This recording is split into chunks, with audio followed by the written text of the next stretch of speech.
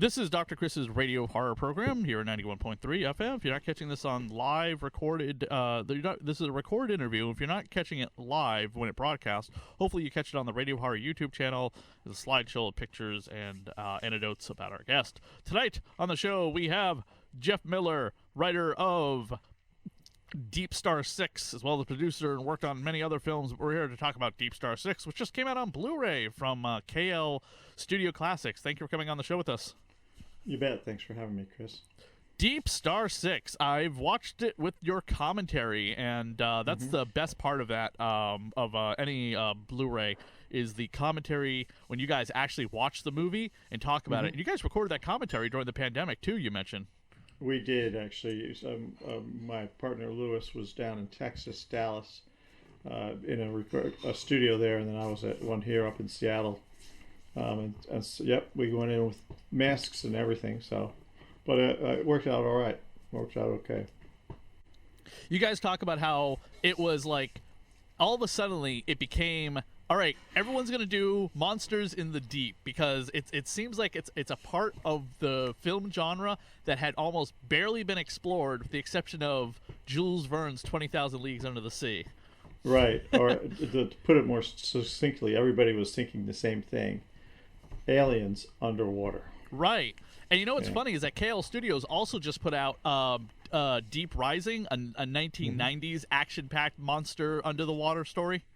Right. Yeah. Did you see that one?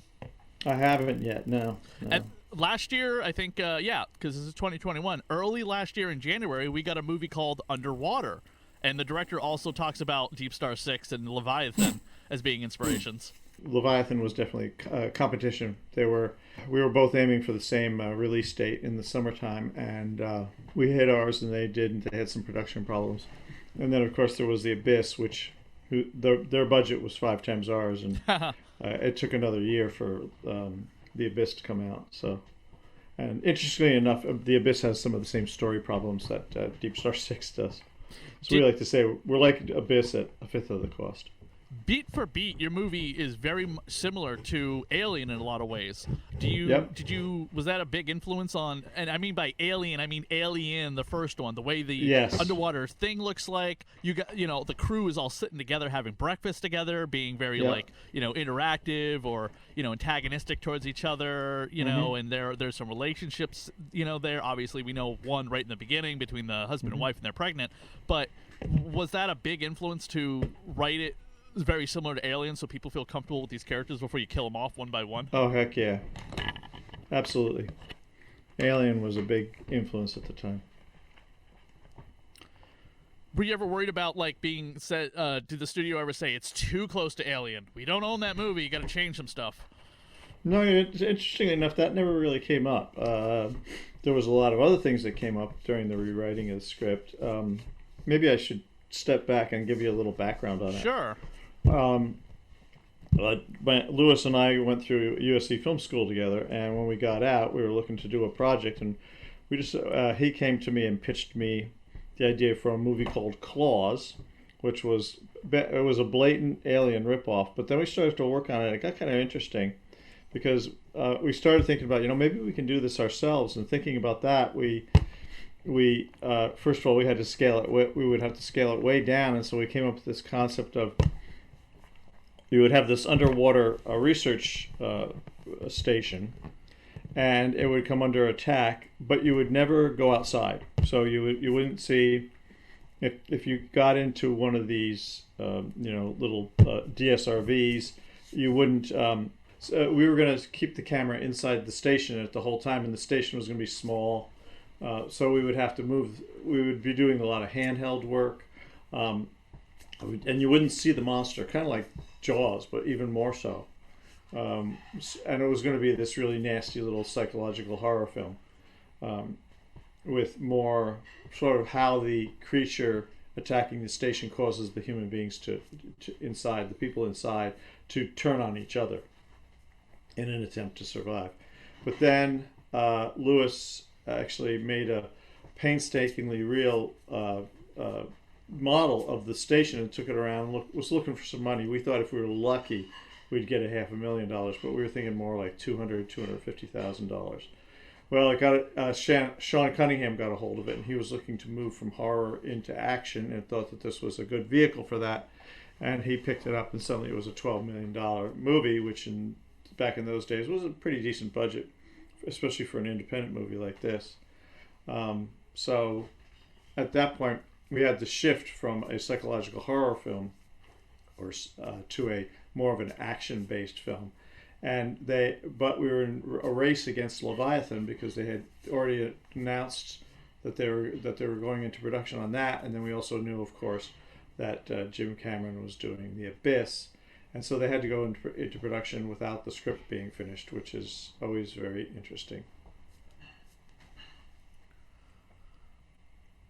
Where did you start your career in film writing? Well, that was it. Deep Star 6 was the first thing I ever got up on screen. It might have been the first thing I ever sold. There was, at the time, I was also working with a couple of other producers on a couple of other projects, neither of which got made. And around that time, maybe a couple of years after that, I actually wrote a couple of drafts of the fourth Oh God movie. Yeah. Oh, yeah. You say George Burns. Okay. It that clicked right in my brain. So yeah, no, I know exactly what movie you're talking about. I have seen that. Yeah, it's just been John a really Denver, long time. Who was actually pretty effective in it. And the first one was a hit, and it was a pretty good movie, and then the second and third ones, the quality fell off. And Irwin Allen was doing it for Warner Brothers, and they were going to do the fourth version. I actually had to read both my treatment and the entire screenplay to George Burns, so that was pretty interesting. Sort of the old guard. But prior to Deep Star 6, I mean, did you work in commercials or TV? I mean, what were you doing before it? Went to USC, which was seen as a good source of material for new talent in the industry at the time. So I just came out with my degree from USC and started writing screenplays and fell in with a couple of actually folks who I went to school with, and so I was partnering with Lewis on Deep Star 6. I was partnering with another friend on another project. So, and then, the other project, the fellow was a director. He ended up directing a TV movie for a producer named Les Alexander, who then optioned a couple of my pieces, and we worked on those for a while. So that's just kind of how the thing went. So right out of college, you sold this movie. Yes, that's right. Did you think you were on top of the world? That was it. You made your big break. Yeah, pretty much so. I thought I was I thought it was the shit. So. Were you on set for the filming, or once you sold it, you never saw the production again? It was actually funny. They bought the movie. They bought the screenplay. They optioned it. Right. Because you don't get your money until the first day of principal. Now, just back up really quick. Explain to people who are not totally savvy about the film industry about what that means. Like, what happens when the process goes down. Go into it step by step, because some people listening to this may not be super duper knowledgeable about the film industry, and that's why we love these type of interviews, so you can really break it down for people and educate them. Okay, absolutely. Love to. So, Sean Cunningham got a hold of the script, liked it. We went in, talked to him. He liked us. Figured that we were human beings and he could work with them. So then he optioned the script, which means that he had exclusive rights to make any film off the script for a period of time. During that period of time, he went out to the studios and got money to make the movie. In this case, it was Carolco. And so then once he had the money, then we went into development, and that is where you start rewriting the script for whatever purpose. In this case, to go from this sort of horror film to more of an action movie. At that point, we were actually fired because we're nobodies. They like the idea, they like the characters, they like the basic plot line, but they think it needs some changes. So we're fired. Oh, and actually, we had worked on it for about 6 weeks, and we both actually got computers for as part of the deal. We each got a computer, which at that time most people didn't have computers, and my partner and I, Lewis and I, neither one of us had a computer. So we both got him. We were sitting in an office over at Lionsgate, where they rent offices for production purposes for maybe from a week to months and months and months. In fact, Dennis Hopper was there cutting Colors, a movie that he directed, and so we were sitting in there working away. And then one day, Sean comes in and says, "Okay, you guys are off the picture. We're bringing somebody else in. The studio, Carolco wants to bring in somebody else." Carolco. Carolco, yeah. So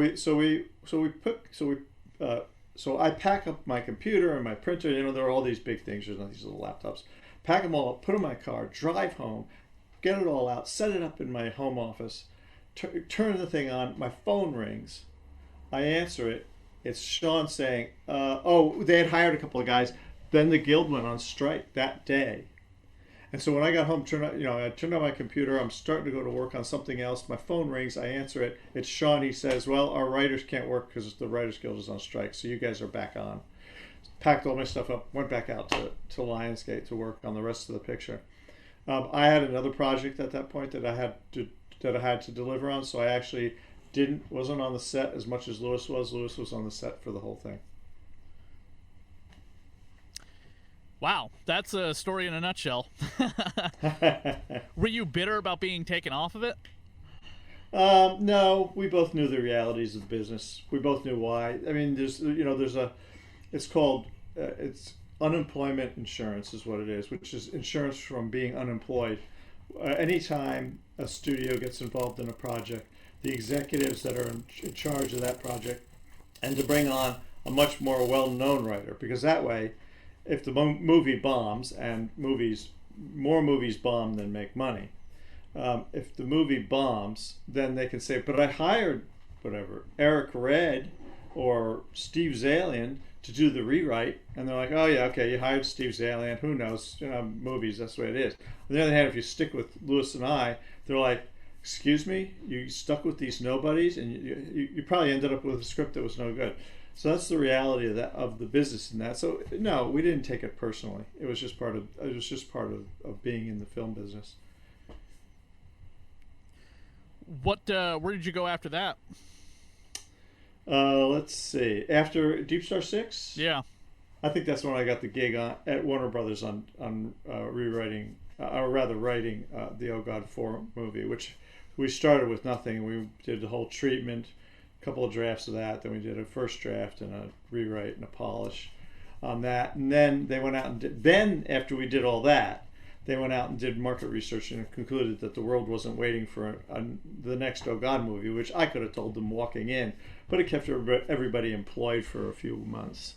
And Irwin Allen had made a ton of money for Warner Brothers, so they felt like they needed to throw him a bone, so he was the producer on it, earning producer's fees, able to go to his favorite restaurant every day for lunch, et cetera, et cetera. So he was getting pretty long in the tooth at that point.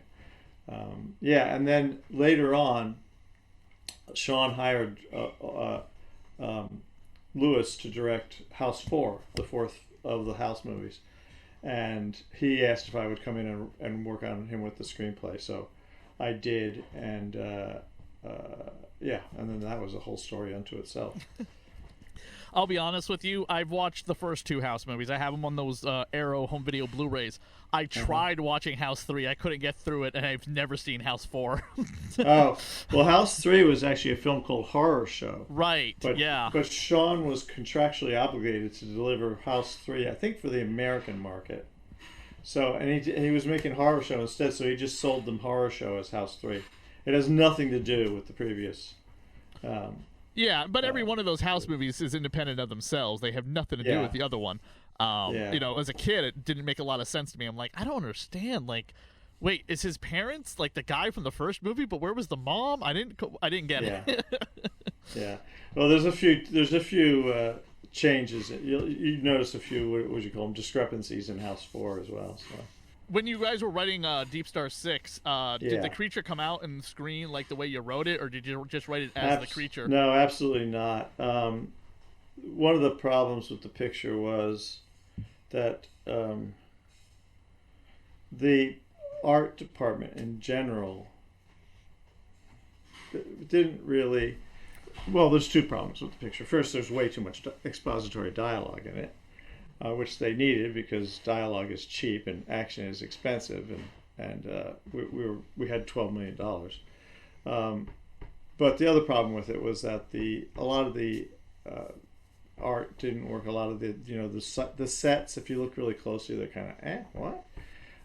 And the fact that the monster was like literally 30 feet long. Well, now that's like the size of the whole lab set, right? Yeah. Which is so it's just for your listeners. The main set of the thing was this underwater research station, which had a big circular center, which was actually shot in. Well, let me describe the whole thing. Big circular center, and then there were 5 arms sticking out. And each arm was supposed to represent something. One arm was like medical, one arm was like the kitchen and like that, another arm was like living area, et cetera, right? So the whole thing's built modularly. And so you got basically 6 pieces that you can plug different pieces together for whatever you need to get shots, like transition shots from one part of the station to another, that kind of thing. And actually the whole thing was shot, well, most of it was shot in an IGA supermarket up on, I think it was like Sunset Boulevard or something, in Santa Monica, because it was an old style grocery store that had an arched roof, so there were no internal pillars holding up stuff. So we had this huge open area that we could put as many pieces of the set that we needed at a time in there, and then go inside and shoot. If you looked at them from the outside, they looked like kind of like the back of flats in a movie in a theater. The backs of these things, the back of these sets looked like the back of sets you'd see in a theater, right? So it's all just plywood and 2x4s, and that's what this was like as well. And then you'd walk in, and the inside of it would be all dressed out like a station. And we would as we shot, we had to shoot all the dry stuff first in the supermarket, and then we rented a warehouse, and in that warehouse we bought a septic, a tank that they use for like water treatment plants, sewage plants. It was new though. We bought it new, and then resold it after the movie was done. And basically the entire, all we did was dress the inside wall of this big tank, and then we would shoot everything we needed with no water in it, and then we would shoot what we needed with like a foot of water, and then 2 feet of water, et cetera, et cetera. And we had to do all the dry stuff first because putting the sets into water just ruined them, destroyed them. And the water got very murky as well. And I have no idea where we started with all of this, but I think you were asking about the creature. Did the creature turn out? So yeah, Sean directed the project himself, and I think he's a much better producer than he is a director. I think if he had a really strong director, that the movie would have been better. But I think he was looking for a director and couldn't find one. Things were booming. Good directors were out there. Really, there weren't very many. There weren't any good directors sitting around waiting for a job. So he directed it himself, and there wasn't the sort of the tension that you needed. There wasn't the rigor that you needed in the director in order to bring out the best. But then top it off with a creature that was kind of like a lobster and kind of like a crab and kind of like a I don't know what. And it wasn't easy to manipulate. It wasn't fat. You couldn't move it quickly because it was so large. And so those scenes just didn't kind of work. On the other hand, there were scenes that did work. The scene when Matt McCoy gets into the gym suit, which is the big metal suit to go out and try to fix the whoozes with the Whammets, which that was another problem, was the technology involved was like what, and to get that fixed up, and then he gets bitten in half as they're bringing him up out of the water. Somehow this huge monster has gotten in the airlock with him.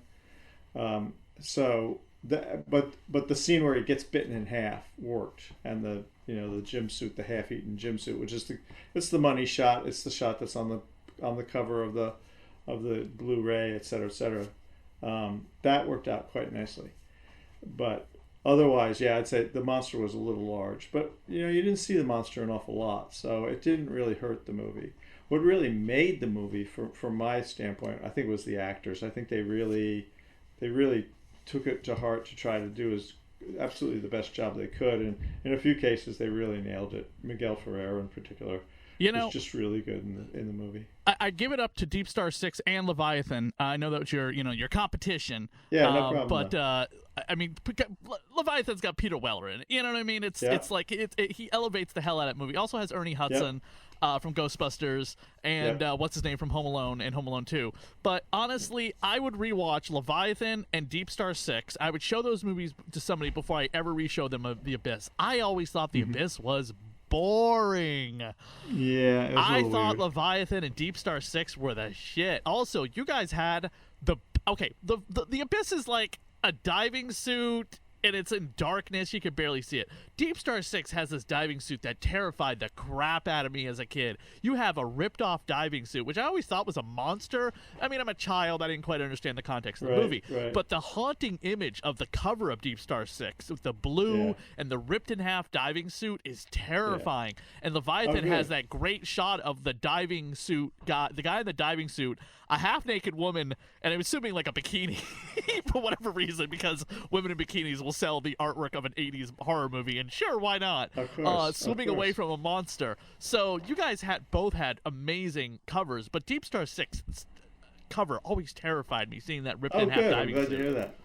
I'm glad it terrified somebody. That's nice. Now, That's nice the one thing that I've always noticed is that other than like the Blu-ray, the DVD, the Laserdisc, the whatever, is there any merchandise out there for Deep Star 6 that's ever been a novelization? I know there's a soundtrack or a score. Yeah, there's never been any novelization. There is a company. By the way, so there is a company currently right now taking up IPs. Apparently, they call them cheap IPs, which basically means the studio isn't making any movies with them. So the IP is pretty, the IP, what do you call it? The rights to novelization the movie is cheap. You know what I mean? They're like, oh, we don't tackle big studio movies because we'll never get those, but we go after films that we know haven't had a movie in years, or that the last time the movie was out, it was a bomb at the box office, so we don't need to worry about it. Like they've done Reanimator, which of course is based on a short story by H.P. Lovecraft. They did Fright Night. They've done Hellraiser, which is, you think about it going, Clive Barker made Hellraiser. He never made a novelization of his own movie? No, because it's based on a novel. Weird. And I'm like, and I actually sent them a memo saying, hey, you guys should also do, some of the, the horror sci-fi movies like Leviathan and Deep Star 6. And they're like, oh yeah. That'd be something to do. Deep Star 6. They do, by the way, they do audiobook, digital book, and the physical book. Nice. Very nice. Yeah, maybe I could get some contact information from you after we're done here. That'd be great. Now, do you own anything to do with Deep Star 6, or is that totally studio film? It was totally a studio film. They owned it, and then it's changed hands multiple times since then.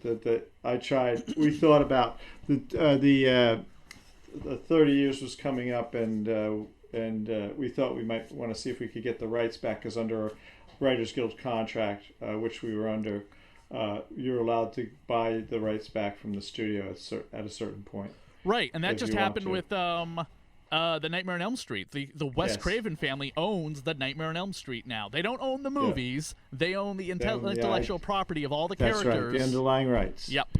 So they could go and remake as many Nightmare on Elm Street movies as they'd like. Right, and of course they could do a Nightmare on Elm Street television show. Okay. So yeah, I'm glad that you liked the film as a youngster, and I'm glad that you appreciated the work that was done in it. I thought the actors were quite good. I thought Miguel Ferrer was quite good. I thought Varius Myers was quite good. I thought Torian Black did a really good job. Everybody. What's his name? Who played McBride? His name. I'm sorry, I'm blanking on his name right now. I thought he did a nice job. I thought he showed vulnerability in some scenes, which a lot of actors might not have been willing to do, but which I think was an important part of that film. Was that the hero wasn't this, unbeatable macho guy, which was very common then. I mean, that was the way 80s movies were, right? You got Schwarzenegger, you got Stallone, you got all these guys who are like, you can drop them out of a helicopter and they'll walk away and laugh at it. But in this movie, that character was just a guy who was suddenly in way over his head, pun intended. McBride was Greg Evigan. Evigan, yeah, and then Nancy Everhart played the second lead on that. I mean, you need good actors can just do amazing things, and I thought that these guys did a really nice job. Yeah. In that movie. And a lot of these people are still kind of working today. Like Greg was recently on 911, which is a pretty popular TV series, which I don't know the status of right now because of the pandemic. Unless I see new episodes of something, I don't know the stat. I don't know if a show got killed off because of the pandemic or not. And Matt McCoy. A shout out to Matt McCoy, who not only did a really nice job in the movie, he's just a really nice guy. He is as nice as his character makes him seem to be. Oh, that's good to hear. What's something you've before we let you go? What's something you've worked on that we're not aware of, because your IMDb is kind of short? Let's see, what am I working on? Well, I've got a script called Parky that's making the rounds through the studios right now. It's about Parky is slang for somebody who has Parkinson's disease, and it's basically a heist movie where the lead character, the thief, has Parkinson's disease. But then, in addition, as you know, in my IMDb, I was involved with Where God Left His Shoes and with Hard Candy, as you noted, and a few other pictures through. Hard Candy. I'm a really big fan of that movie. Yeah, me too. I thought it was a nasty little piece of work. So I was a bit shocked by it. Yeah. Yeah. And they talk about actors going all the way. I mean, those guys committed just so much, and they made it work. You're talking about the guy and Elliot Page.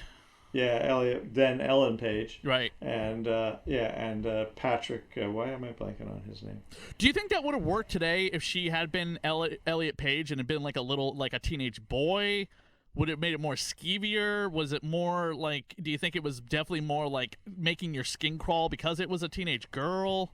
Well, I think, the term hard candy comes from Japan, where groups of young women, girls in high school, much like the character in the movie, they go out and they deliberately they go out and they look for these guys, these pederasts, and they lure them in, and then they exact revenge on them. They'll destroy their lives, and so the term for those young women was hard candy. I don't think it would work. It would be a completely different movie if you did that. I think it's because of the politics of, at this point the politics of transgender is not at the same place as the politics for women. It wants to be there someday, but it isn't there yet, and so I don't think the movie would click with the audience the way that the movie did when Hard Candy did when it came out.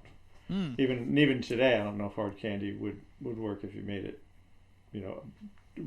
re-released it. I don't think it would make as much of an impact as it did back then. So interesting, cool. Yeah. Where can are you on any social media platform? No, I know I'm not. But you can always send me an email. Yeah, don't join social media. It's I don't know if I don't want to get political and say it's getting better, but it's we'll have to wait and see. It just seems Facebook seems like a very complicated way to send an email to somebody. So I mean, it's nice. Guy. It's nice when you find. But it was absolutely great to have you on the show. I'm a big fan of Deep Star Six. I've been a fan for so many years, and I was so happy to see that Blu-ray out. I was at shockingly enough up in New England. We actually have used CDs and DVD stores. We have a chain of them called Bull Moose, and they're very, very successful even during the pandemic. And sitting on the shelf in the new release section, I saw Deep Star 6, and I was like, Deep Star 6 got a Blu-ray? Yeah, that's awesome. Flip it around, 3 commentaries? Oh my God, that's something. Well, I'm glad you enjoyed it.